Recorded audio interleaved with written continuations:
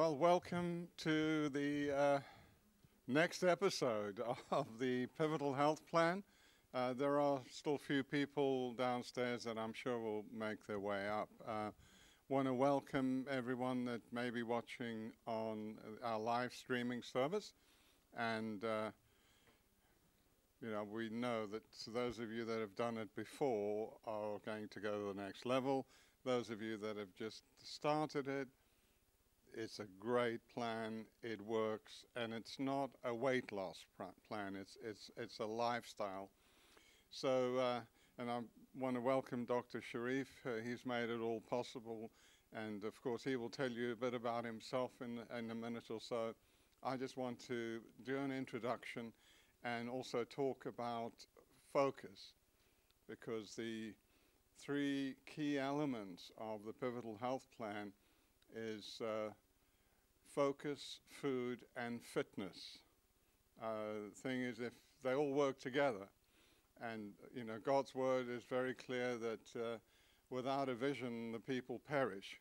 If you don't have a vision for what you're trying to achieve, and that vision has to be tangible, it'd be something that you can reach out and touch and smell and hold on to, and you've got to hold that vision out before you all the time, because otherwise you just end up in a heap having tried it and it just doesn't work. It does work, but there will be times where that vision will draw you forward, and you've got to see yourself achieving things. You've got to have in front of you the very person that you want to be. I think if you don't want to be healthy, then there's something seriously wrong with you. But we know that there are a lot of addictions, and some of the addictions are hidden. We were just talking earlier, the sugar addiction is probably the most common and most powerful, but the most misunderstood of all addictions. So I encourage you, meditate on what you want to become and have a clear vision of that person. Some of you might want to be the person you were in your 20s. Well, then go and find a photograph, put it up on your fridge, put it up in your bedroom. Just remind yourself that's the person you want to be. Amen. In my case, I wanted my strength back. I'd lost my strength through, injuries and illness and that, and I just thought, I want my strength back. So I had a vision of myself being strong again, but I also wanted to see my strength. So that had to be physical as well as just, I'm strong again. I wanted to take my shirt off, look in the mirror and go, whoa, this man looks strong.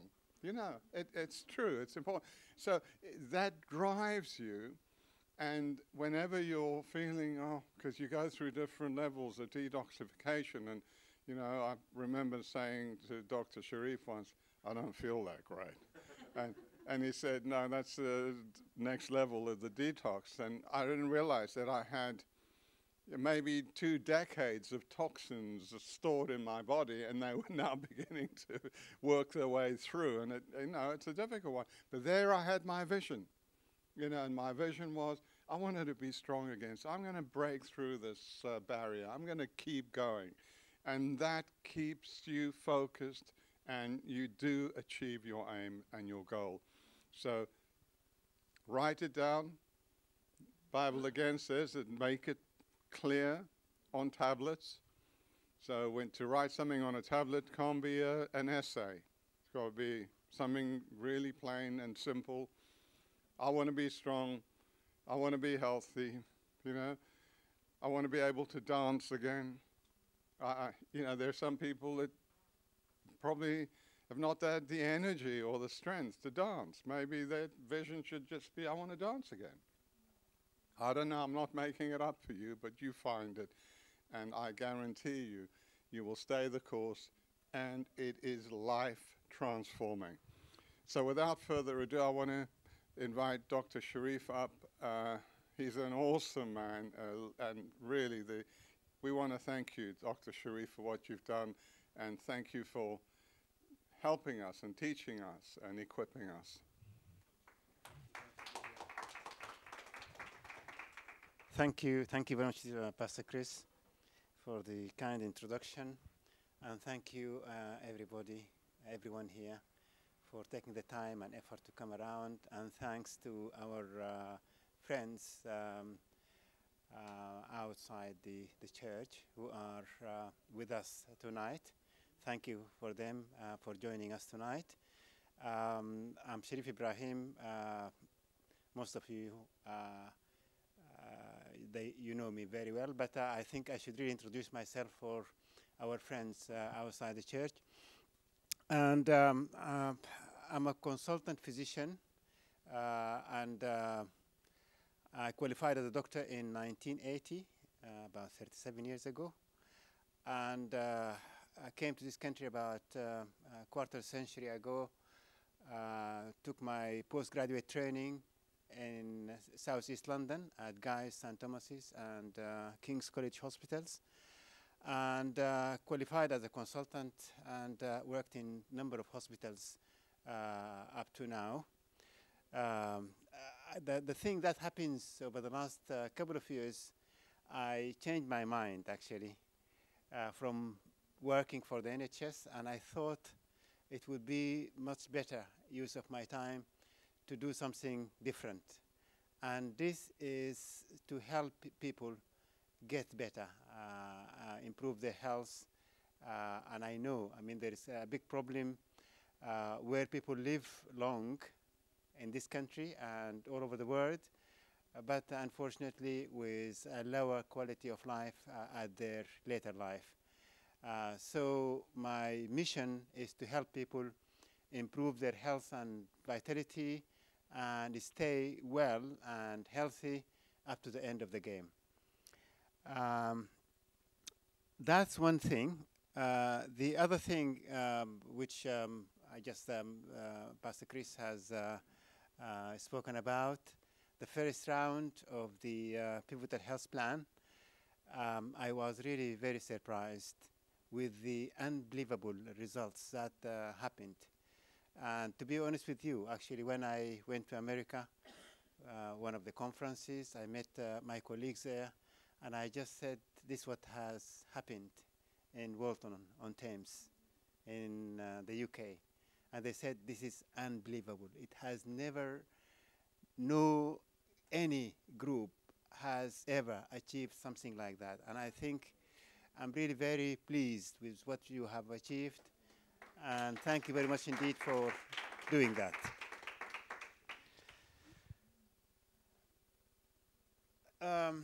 What we are going to do tonight is to go through the first lecture of the second round.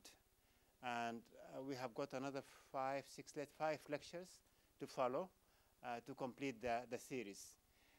In this one, we are going to look into the where should we look for health. We have been led to believe that, you see, if you would like to look for health, please come to the hospital. And this is what I thought would be the right thing for everybody. But after being sick myself at some stage in my medical career, I thought, hospital is not the right place to go if you are looking for health. And I will explain this in a moment. The other thing, we have been told also, yes, you can live up to a certain extent with full vitality and health, but your health is going to decline. Not gradually, actually it will decline. And you cannot do anything about it because this is part of your aging process. And that is absolutely wrong, and we'll see that in a minute as well. You are all aware about the modern life health challenges. We used to spend a lot of time sitting in front of the tellies. We are not really as active as we used to be. We are not eating the right food. And that is very, very important because this is the thing. If you'd like to come out with one thing out of this, of tonight's lecture, is that if you are going to take the wrong food, the wrong formula of food, just like cars. Actually, I had been discussing if the car works on the leaded or unleaded or the super, and you put the wrong fuel on that, you are going to damage the engine very, very quickly. So exactly the same thing. If you are going to take the wrong food, the wrong formula is going to damage your body.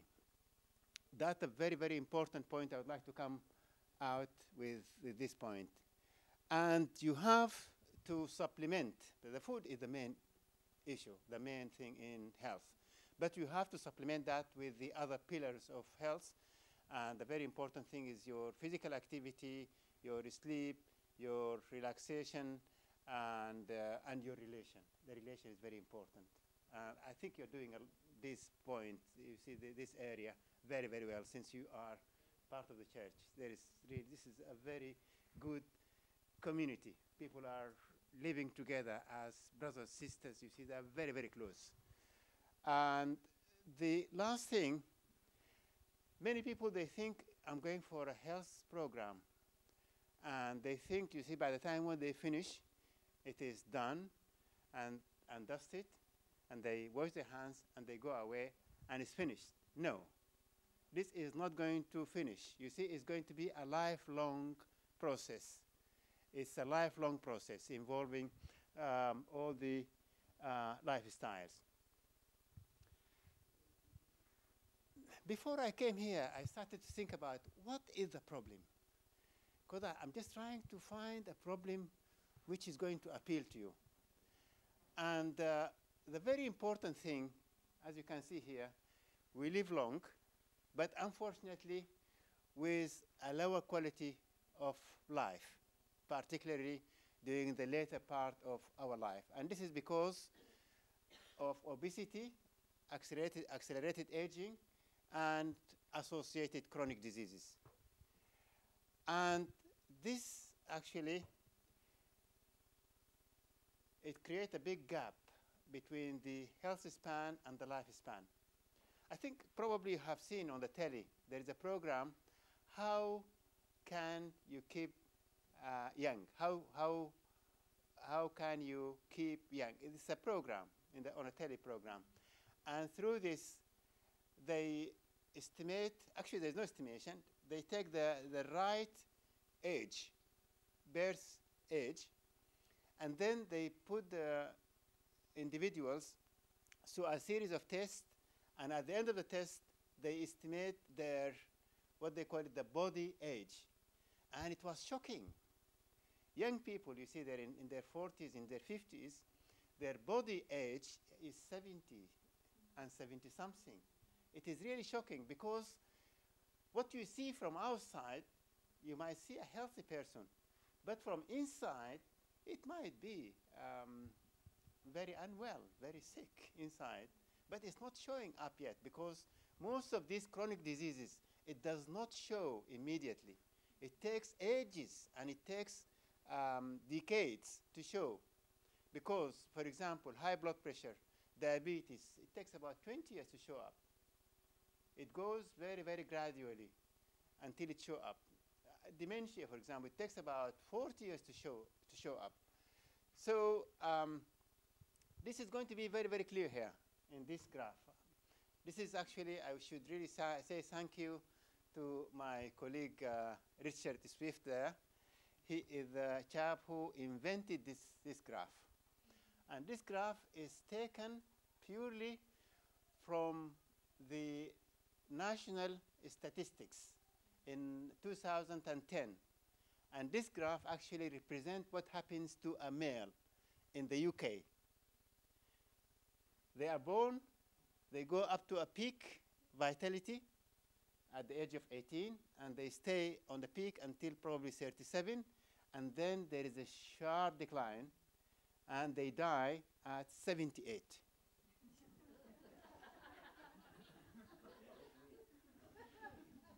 That's a very interesting curve. I mean, it's really very intelligent designed curve. When we see people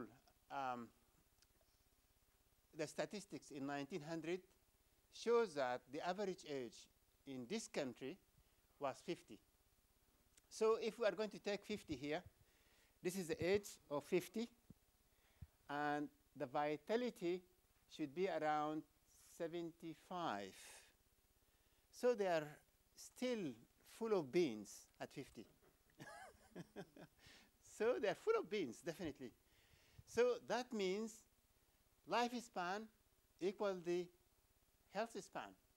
So they die while still they are healthy. There is no problem at all. The person, the individuals are happy. The pension, agency is happy. The taxman is happy. There is no problem.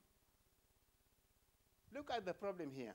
Now, if we are going to say they are going to die probably at the age of 70, which is not really the real thing, because you see most of people now die in their 80s and 90s.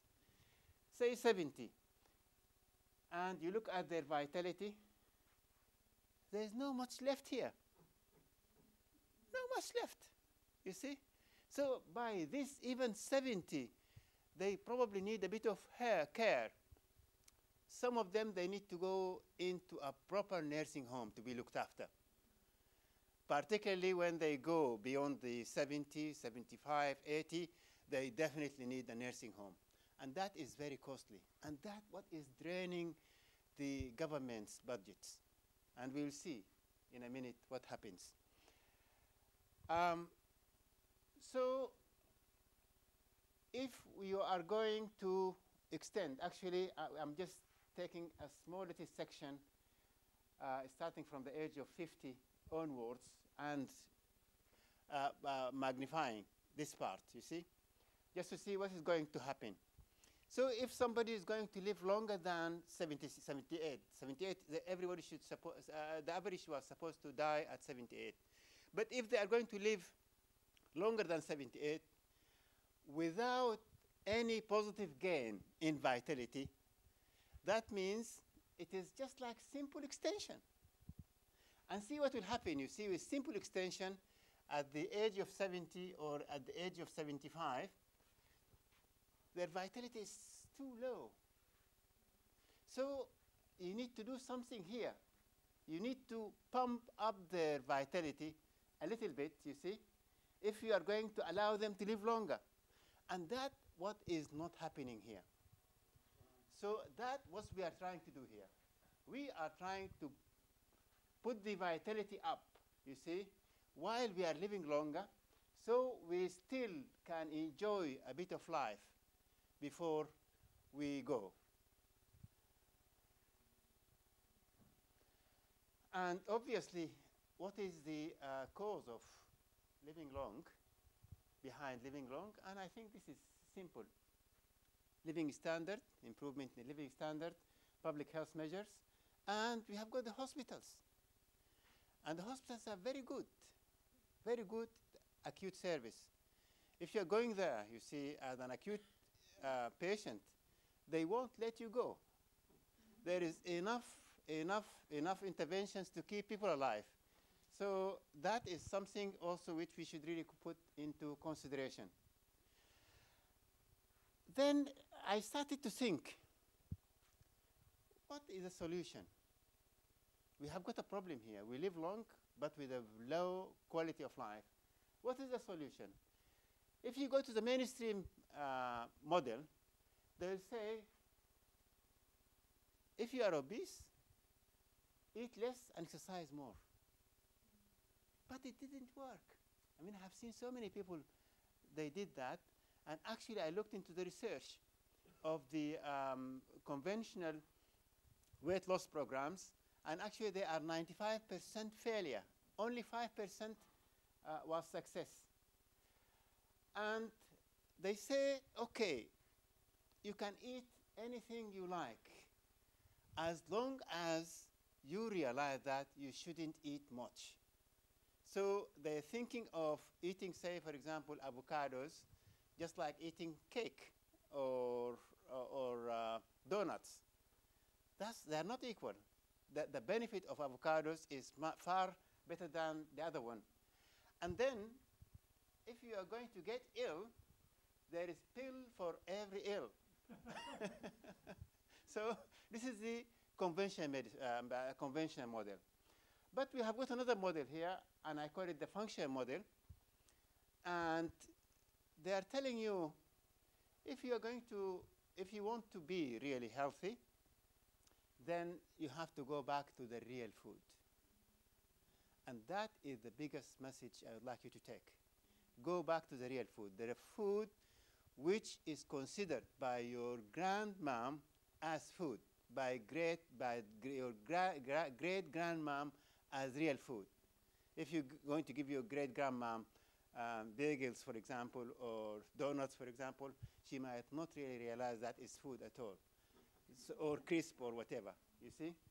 And then they will tell you, okay, you have to look after your body systems by keeping them in balance. And how? Yes, you have to address the main pillars of health, like your sleep, your food, your physical activity, and these things, you have to address them quite well. And in fact, actually, and this is something probably very, very important to say here, because we know food is energy, food is nutrition, but food was medicine. I mean, this modern medicine is not really more than 50, 60, 100 years. I don't think it's even 100 years, you see. Yeah, probably something like that.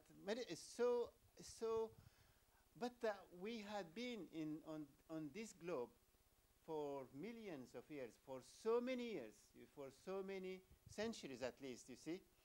And our ancestors were dependent on food as medicine.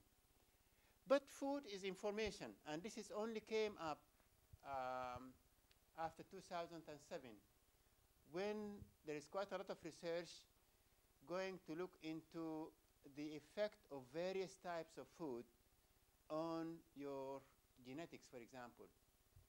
They say, for example, and that previously, they say if you have got genes, and unfortunately they call them dirty genes. If you have got dirty genes, genes with diabetes, with heart disease, with whatever in the family, or cancer, then you have had it. There's nothing we can do for that. But now we say, okay, we cannot do anything for your genes, but we can change your gene behavior. If your genes are behaving badly, we can give some good food, and this food is going to change your genes behavior.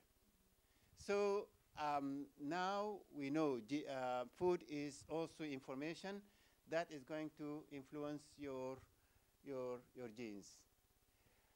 And so now I came to realize that, you see, by looking into the statistics from the United States of America, because this is the main problems, the main health problems is in America rather than any other country in the world. I mean, now the problem is all over, but the problem is started there.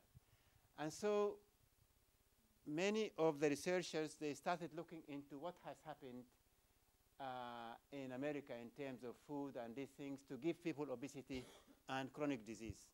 And they have found this graph showing the level of obesity in America. And it's very, very clear that it is just about, you see, going from the beginning of the 70s, the level of obesity is started to go up very, very fast. So there is something happened here, around about 70 something here. And that has put the level of obesity in the US from 10.7 now to 30 something, 37, I think, 37%. This is the obesity, the rate of obesity in the US. That's something really very serious happening here. And then we looked into the diabetes. And you can see also from this time, you see, that at the beginning of the 70s, the rate of diabetes is going up very, very fast.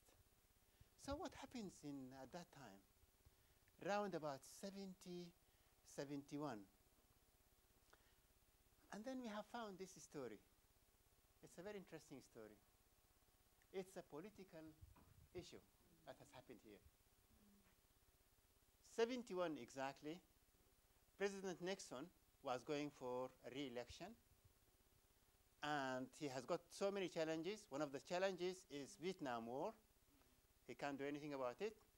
But the other thing is the food prices were too high, and so he wanted to do something to be re-elected, to get these prices down. So he got a chap called Earl Butz, and he asked him, can you do that for me? And this chap, actually, he is from the food industry. And he is a very, very intelligent man. He looked at one item, just maize. And he got the farmers, subsidized them, gave them a lot of help to grow maize. And he flew to Japan. At that time, there was a lot of research going on to produce the high fructose corn syrup. And then he started doing some research to produce corn oil. And he succeeded to produce high fructose corn. That is the thing that has helped the big player, Pepsi Cola and Coca-Cola, and these are the ones who had been really fueled by that. And he gave this oil to the McDonald's, the fast food, and it helped them. And the food prices came down. And up to now, when you go to America and you go for a meal, and then take away, actually I went there, and then the first time I didn't realize that, and I asked for, and he gave me a big bag full. I said, no, I just ordered one meal. He said, yes, this is one meal. And it was enough for 3 people, you see? So, and another confirmation. This is a time when they started producing the high corn fructose syrup. And because the demand on sugar went up, so they have to produce free fructose. This is what they call no added sugar. So they put them together to fill the gap. And you can see from here, the rate of obesity has gone up with the two things going up. So that's the problem. But to be honest with you, it's an interesting story. It might be. But I think the move towards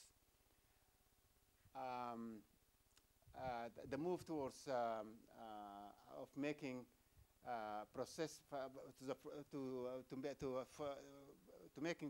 processed food was already there, and I think Nixon initiatives probably came at the right time, and he picked up the right person from the same industry who was ready with his agenda, and he just made them to happen immediately.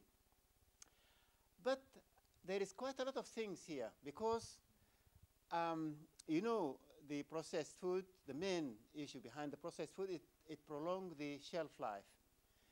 And the Americans actually were so much interested to gain the whole market.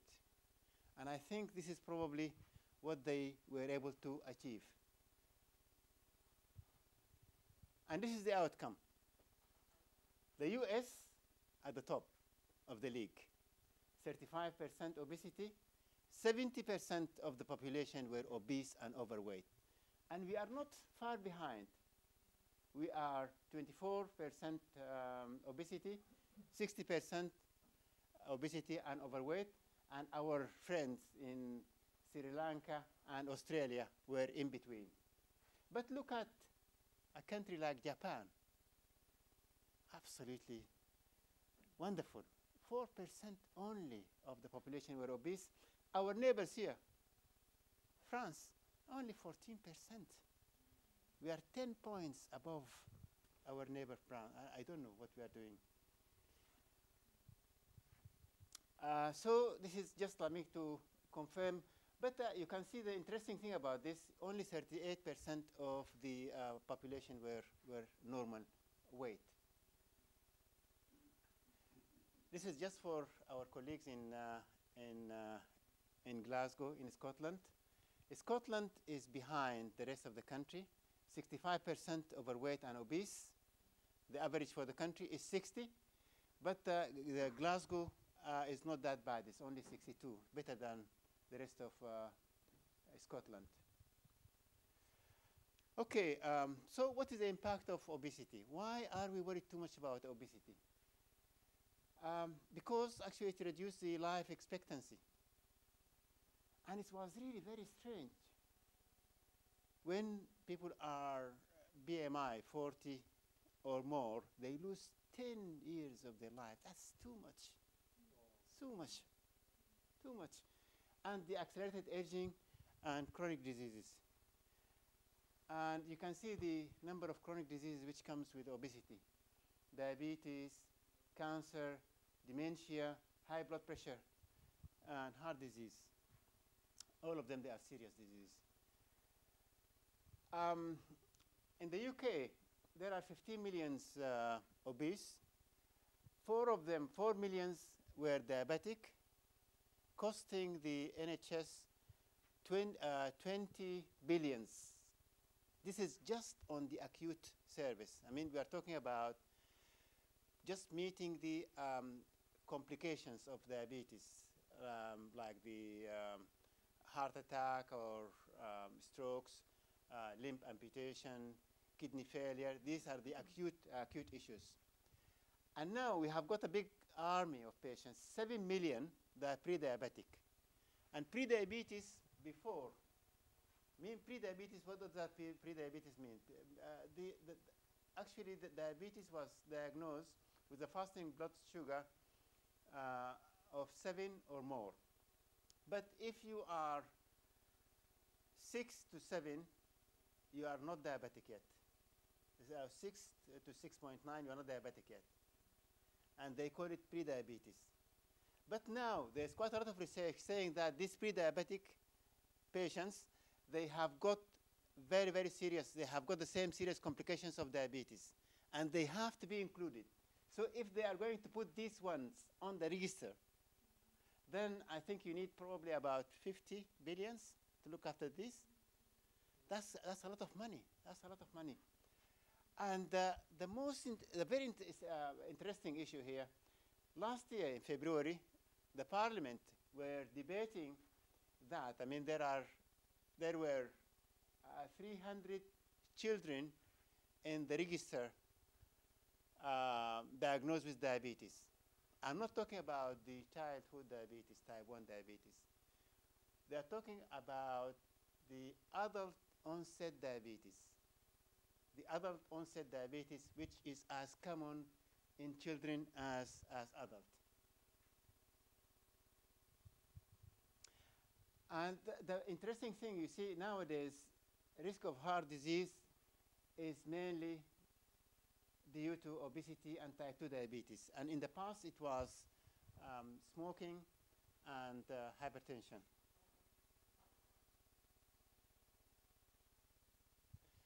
So we're just wanting to look here. What is bad in Western diet to cause all these problems? The Western diet, actually, these are the items which we see there.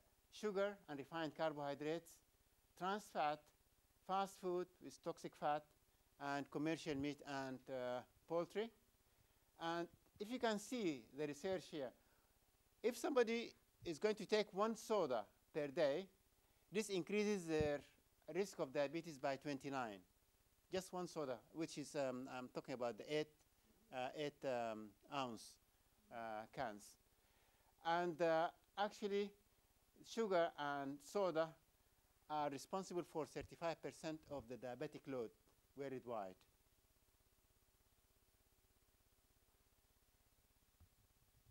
And this is why they process food. to make it stay long on shelves, to make it more appealing, just like, say, the coloring agents, to enhance the taste, and very serious things like a high fructose corn syrup, or the MSG. MSG is a neurotoxic stuff. It is very, very toxic, particularly when you give them to children. They become mad. And it is used really regularly to enhance taste. Yeah. And it makes it more addictive. I mean, the sport thing, the sport drinks, they have got a lot of caffeine on it. And so they want us to buy more and to eat more. This is the aim of doing that. And this is just an example to see you how much sugar we have. Just like, say, this is the Mac one. It's given free as part of the meal deal. It is free, and it has got something like 20 spoons of sugar. 20. Yeah, 1 cube equal 1 teaspoon. Yeah. And why sugar is bad? Sugar is bad because it is energy dense, and we see what does that mean. Because what they do, they take all the fiber, all the nutrients away, and then it is just become like, say, empty calories, has got nothing really on them. The nutrients is very important, because if you would like to process the energy in the body, then you have to have some nutrients. And one of the very important nutrients to process sugar is vitamin B groups and magnesium, calcium.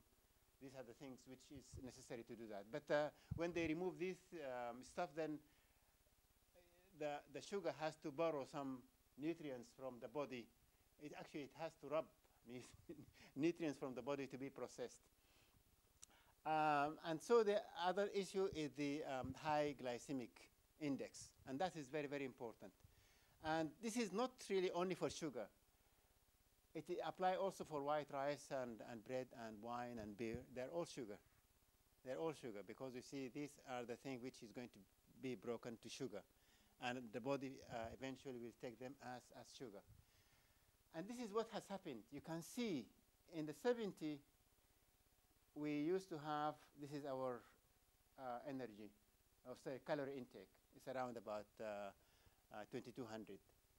And now it has gone up to 2,800 or something like that. And this is not because we eat more. This is because we eat more dense food. If you can imagine, you see, a bar of chocolates is about 300, 400 calories. And if you're going to take this amount of energy in terms of apple, you need probably how many? 6 to 8 apples. If you are going to eat the same carrots, for example, I think probably you eat something like 10 or 12 carrots to cover just one bar of chocolates. So I think this is why our intake of calories has risen up. And the other thing about sugar, bad about sugar, because when you take sugar, then this is going to lift up it's going to cause the body to produce insulin. And insulin will cause, so you get, like, say, a peak, and you get a crash, you see? And then another peak and another crash. And then your craving will come up, you see? Peak and crash. And this will cause inflammation. That's one issue. The other issue, sugar is not a clean energy. It's a dirty energy, because it produces a lot of byproducts. And one of them is the free radicals, which free radicals are the cause of accelerated aging, early aging, and they are a cause of many of the chronic diseases. And then you have got something else called advanced glycation products. This is something which we do on a regular basis. You see in hospitals, we estimate people hemoglobin A1C. And hemoglobin A1C is a glycation product. And this is, you see, just presence of sugar, high sugar in the blood, is going to damage the proteins.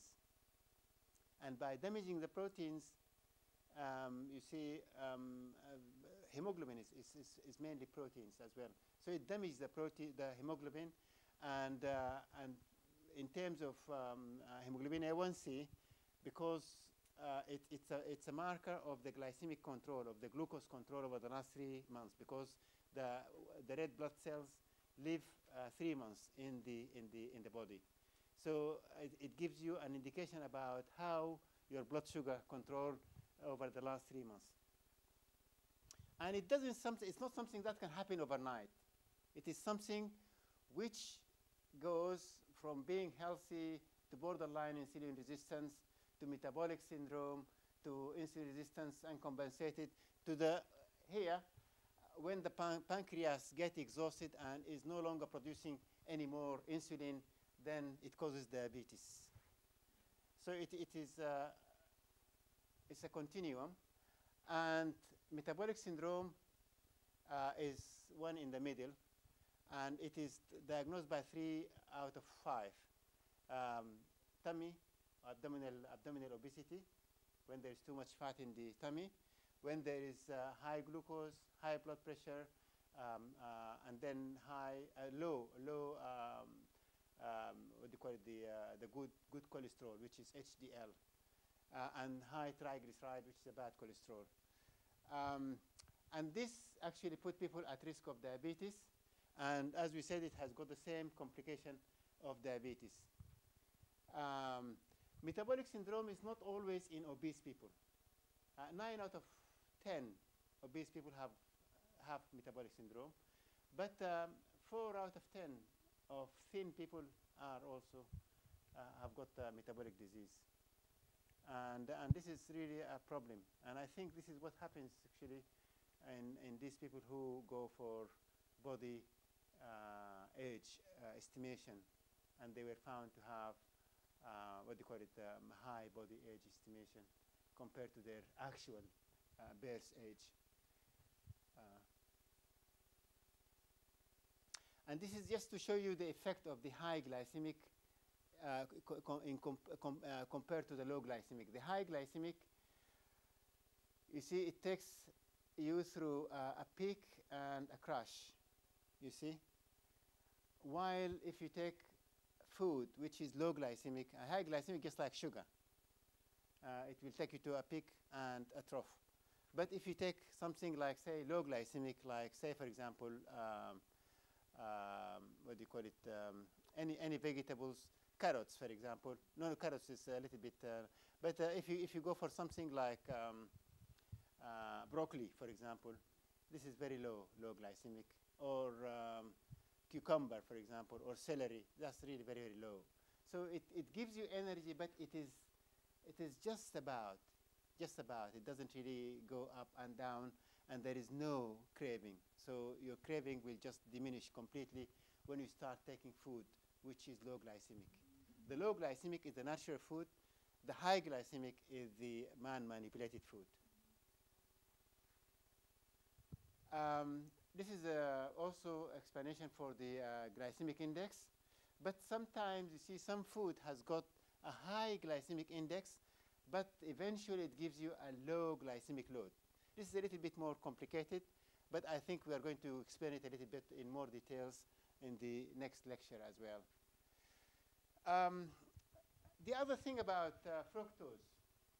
Fructose is sugar, but it's not really a normal sugar, because the normal sugar always stimulates the production of insulin and open up the door for glucose to go inside cells.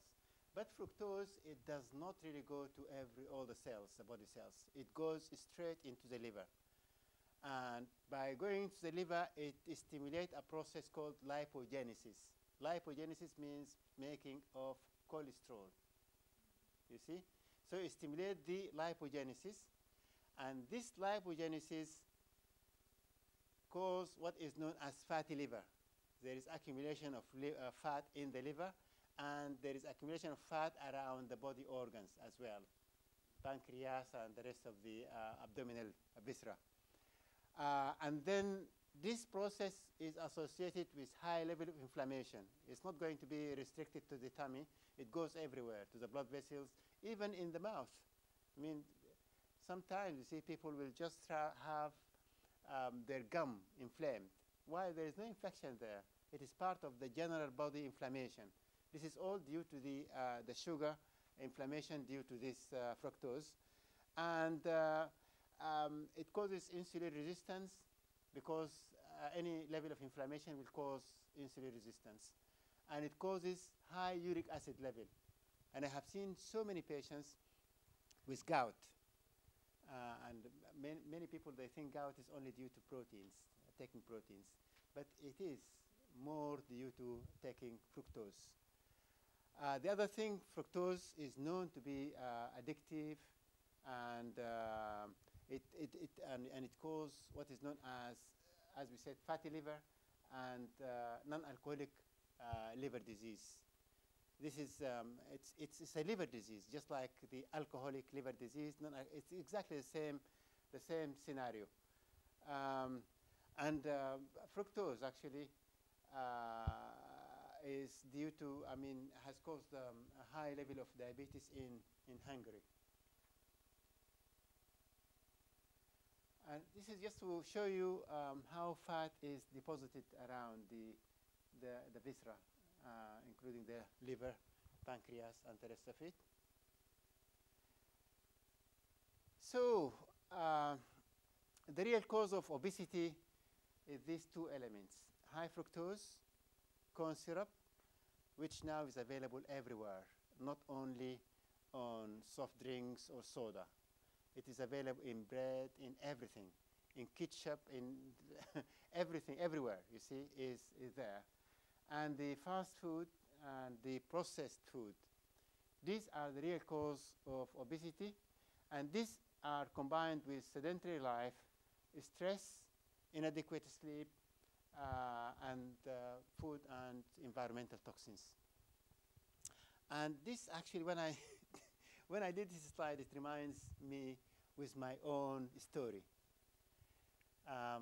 When I came to this country more than 20 years ago, I was very healthy, full of beans, happy, and I came to work here as a doctor. And that time, you see, it was a different condition. You work really very unsocial hours. We used to do 1 in 2. One day you do 8 hours, the other day you do 24 hours. And we always have a total of over 100 hours per week, something like 120 hours per week most of the time. And because I used to spend most of my life in the hospital, so I eat all bad food, you see. There is very high level of stress, yeah, and there is lack of sleep as well. So I put on 30 kilograms, 30, which is about how many stones? 30 kilograms, that's quite a lot of, nearly 5 stones? Yeah, about 5 stones in 2 years' time only. And my health has deteriorated completely. I was not able to walk to the train station, which is about half a mile down the road from my house, and I have to take a taxi. And things went very, very bad with me until one day I became an emergency, and I was very lucky to be in hospital. Because at that time I have got a cyst in my throat, in my thyroid gland, that has ruptured, and it was a big bleed, and I was just suffocated. Was very lucky to be in hospital, and my friends or my colleagues took me straight into the theater, and I did the operation immediately, took the blood out, and I was able to breathe. And then they put me into the ward. Unfortunately, I had another bleed that night, and then they have to bring me back again to the theater, and then I was unconscious for 5 days in the ITU, intensive care unit. And when I waked up, I said, this is not good enough. But I wasn't able to help myself because, as I said, what we have been taught in medical school is disease, is not health. Actually, I mean, I might really be exaggerating if I say that we have had 2 lectures on nutrition. They have given us no lectures about sleep or about physical activity or about stress or anything like that. So I was really as any normal person in terms of health. And I started reading for the first time about health, and I started implementing, you see, the various health interventions until I picked up with my level of energy, and I started running, and I did my first 5K, 10K, half a marathon, until I did my first marathon, and I have done now 121 marathons.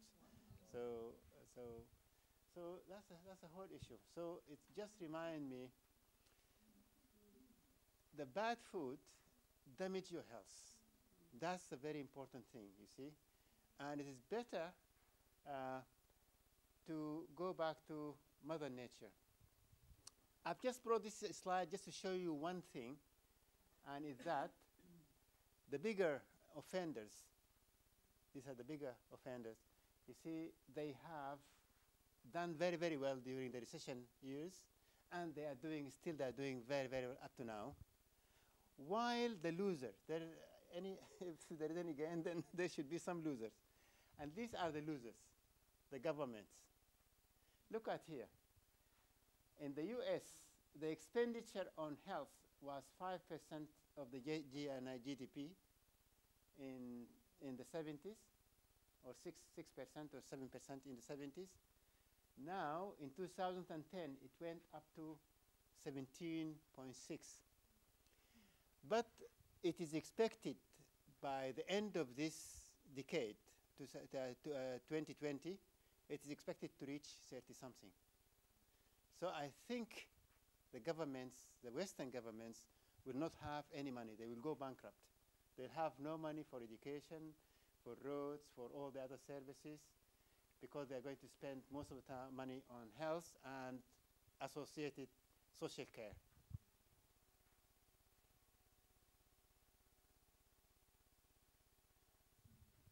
This is very interesting one, and will just summarize the whole thing. He's a chap who had been taking 3 McDonald's every day for a month.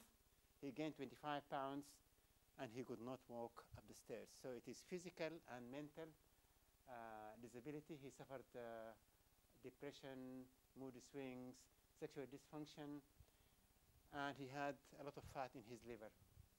And it took him 14 months to come back to where he had been.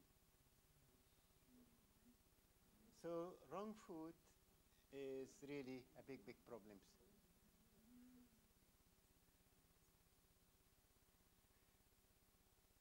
So this is a conclusion. Obesity is now a pandemic, I think. I think it's a pandemic originated in the US due to a political need to cut down the food prices. It is related to what is known, what I call now, man-manipulated food, and mainly what do you call it, high fructose corn syrup and corn oil. These are the 2 main things that fuel this thing. And it results in accelerated or early aging, an epidemic of chronic disease, disability. I call them the 3 Ds. Disease, disability, and dependency. And the solution is to return back to Mother Nature. We have to come back to Mother Nature. And this is what we are trying to do. Actually, I'm really very passionate about that. And I think I would like you to take this story to everybody you know. Everybody you know. Tell them this story. Please, please don't go for that. Please, please go for the natural food, the real food, you see? And this is going to help your health. And this is going to help you when you are going in your later year of life. Your enjoyable years is going to be prolonged, you see? And thank you very much indeed for your attention. Thank you.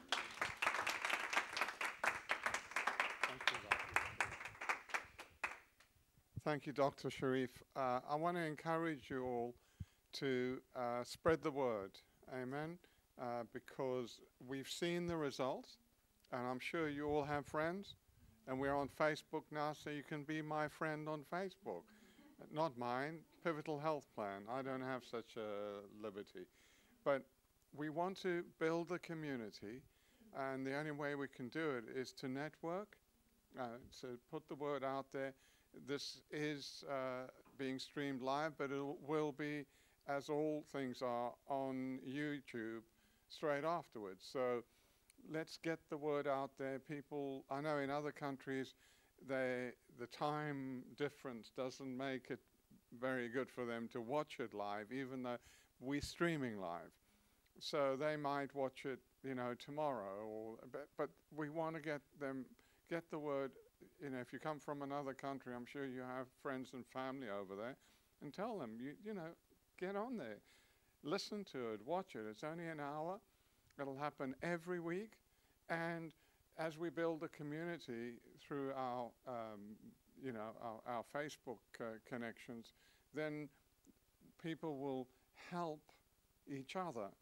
And we were speaking to a gentleman from the local county council, and he says that they have 200 families that they would like to get involved in it, but then we would have to help them because they don't have a community. So when we create a community, they can attach themselves to us, and there will be these cells, if you like, that break away, and they care for each other, and they feel part of a community. So you can have 4 or 5 people in, you know, in different places in the UK, or even in Walton, we can have 20 small groups. But when you spread it across the country and into other nations, it's just going to explode. But we are responsible. You know, it's not for us. Dr. Sharif and myself, we are passionate about this. I mean, people don't like talking to me anymore because all I talk about is, what is that you put in your mouth? But it's because I can't stand around while I watch people poison themselves. It's like watching someone commit suicide. So I have to say something, and you know, being Greek, I don't mind saying it. So, but you've got to do the same. You've got to really get people to try and get them to understand that this isn't working for them. And you know, now I have a deal I cut with certain people. I say, because they say, why are you always talking to me about you know, the Pivotal Health Plan? I say, look, I'll stop talking to you about the Pivotal Health Plan if you start talking to me about your ailments. That's a good deal, because the people have nothing to say except they talk about their ailments or other people's ailments. That's the whole conversation. You say, well, no, I'll keep talking about the Pivotal Health Plan. You stop talking about your ailments, and then I will back off. But the fact is, we do need to speak about it. It is and it's a growing problem, and it's not just in the US or the UK. I mean, yeah, even third world countries now, the obesity rate has just gone, because people see that kind of lifestyle as being an affluent lifestyle. So they think, you know, instead of having water on the table, if you've got 20 liters of Coke, man, you've arrived. So that's the perception now that's, and we can break that by just circulating the right information. And Dr. Sharif has done an incredible job, and you know, we'll continue from here. So thank you again for joining us. Spread the word. Amen.